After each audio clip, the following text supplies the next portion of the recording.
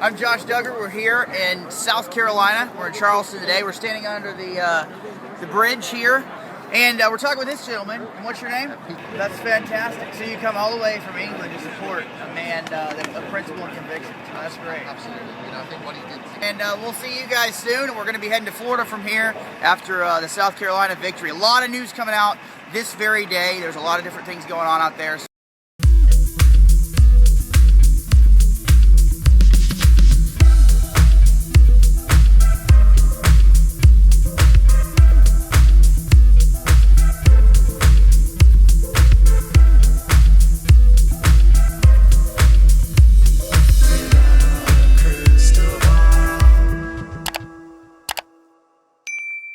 Good morning, everyone. It's Katie from Without a Crystal Ball. Welcome back to my channel. It's Thursday, May 26th, and I hope you're having a wonderful day.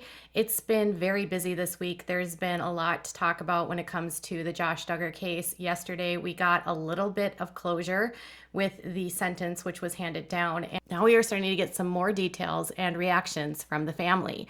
So we will get into Derick and Jill Dillard breaking their silence. But before we do, can you do me a favor and give this video a thumbs up? Also, please subscribe to my channel if you have not yet subscribed, and make sure you turn notifications on so you know when I go live and new content loads. And as always, please leave me some comments on your thoughts. Before we also dive into this, just to let you know, my Instagram is back up and running, so you can jump on over to my @WithoutACrystalBall on Instagram and follow me there. But as always, make sure that you follow my backup because I don't know if this will happen again, and that is @WithoutACrystalBall 2. All right, so yesterday we sort of had an idea of what was happening when we saw Jim Bob Duggar kind of storm out of the courtroom, and we also saw Anna hurry her way out. And then there was some news that came out that Anna was relieved with the sentencing phase being over, and she wasn't super surprised by the length of time that he will be sent away. We also saw Jim Bob Duggar leave, but nothing at this point has been released by the Duggars in relation to the sentence. I'm assuming a public PR statement will be posted soon on their website, developed by, who knows, maybe Chad Gallagher again. So I don't expect the Duggars' statement to be anything equivalent to Jill and Derick's statement. So Jill and Derick Dillard have been pretty vocal that they are not in agreement with what Josh Duggar has done, and they had, when he actually was convicted, were grateful for justice being served. After sitting through the testimony, they both felt that it was a just decision that the jury had come to, and Jill likened the situation to being more like a funeral than anything, because for her, it was closure after years of no accountability for her brother. And I think in many ways was a way for her to maybe say goodbye to parts of her past. So obviously yesterday was a difficult day because a lot of us wanted there to be justice, not only for the children that were in the videos that were found on his computer, but also for his sisters and the other girl that he did things to back in 2002 and 2003. So the weight of yesterday, I think, hit many of us very hard because we wanted the maximum sentence. Under the law, he was a first time, and so they had limitations in terms of how high they could go. With that being said, Jill and Derick Dillard released a statement this morning on their website, which was pretty forceful, and they said this. Yesterday, we learned that Josh was given a 151-month sentence in federal prison for his CSAM. The last several weeks and months have been difficult emotionally. Yesterday was another one of those hard days. We are neither rejoicing nor disappointed by the sentence, but we are thankful it's finally over. The Bible clearly states that God effects justice and through the governing authorities. Though some believe Josh should have received a greater sentence, and still fewer believe that he should have received a lighter sentence, God has carried out his unspeakable activities. Until now, he has yet to be held accountable to the extent necessary to cause change in his pattern of behavior. It is unfortunate, but it seems that it may take spending over a decade in federal prison and still more on probation for Josh to have any potential for rehabilitation to the point that he can safely live in society again. Hopefully, Josh can actually begin to get treatment and begin to work toward a lifestyle where he is less likely to do this again. If nothing else, the notoriety of this case has hopefully contributed to the deterrence of potential people that would do this, and will help protect children by decreasing the demand for CSAM. We continue to love Josh and his family and will be there for them however we can.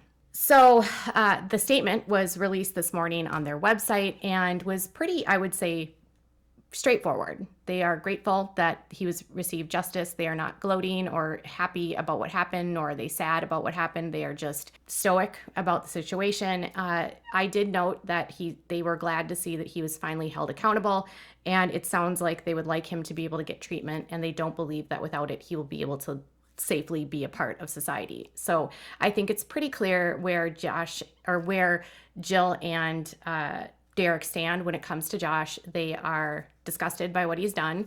They think he needs help for what he's doing to people.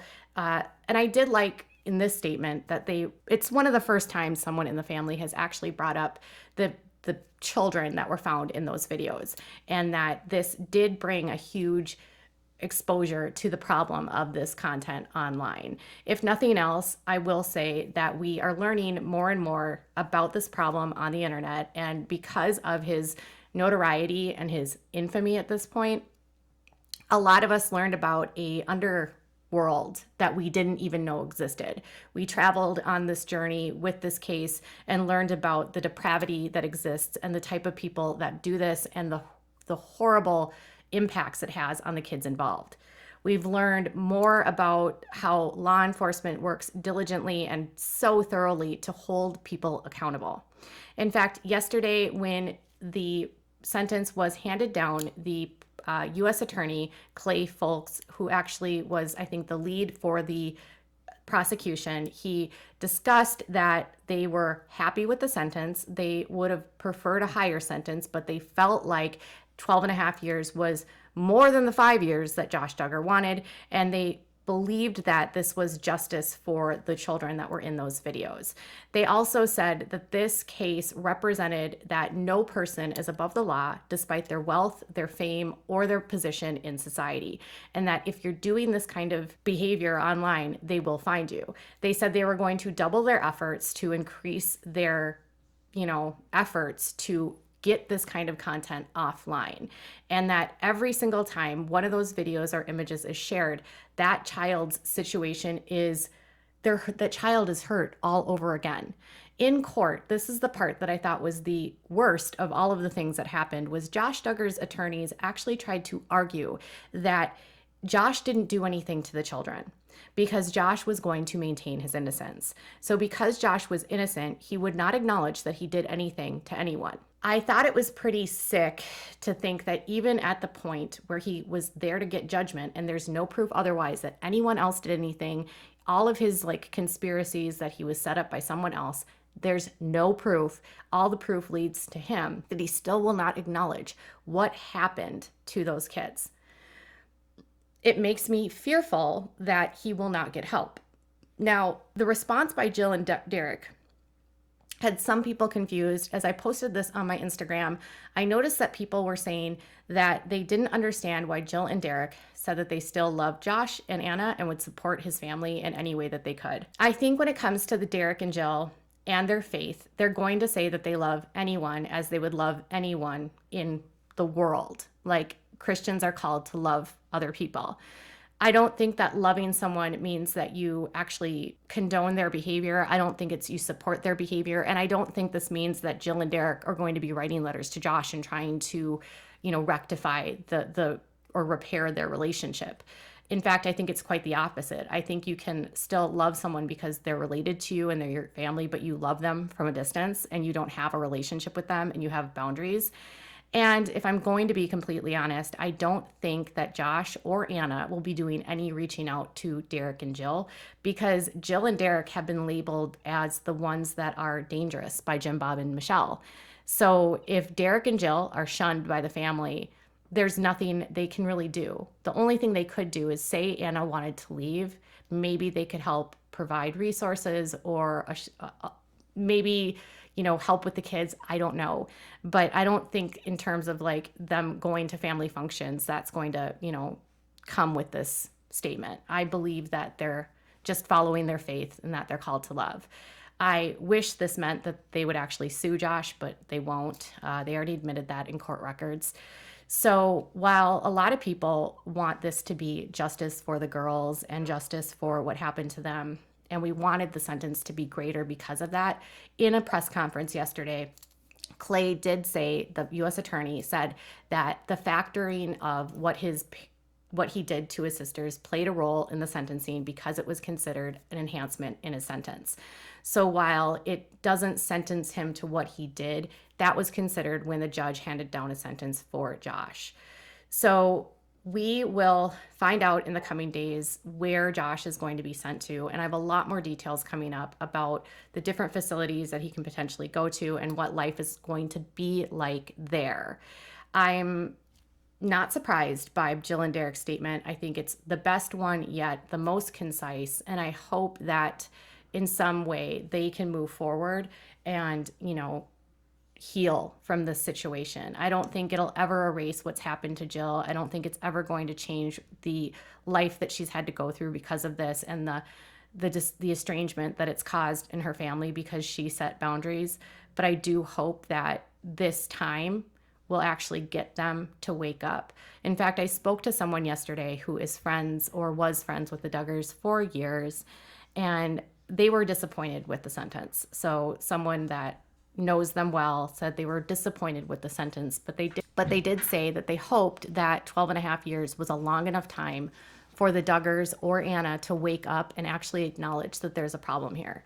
It's quite a bit different when you can control the narrative and you can control the situation and you can try to brush it under the rug and say that it didn't happen like Jim Bob and Michelle have tried to do for years. But now it's glaringly obvious that this has happened. He is now convicted. He's going to be on the registry for the rest of his life. You can't ignore that, and that changes his life forever.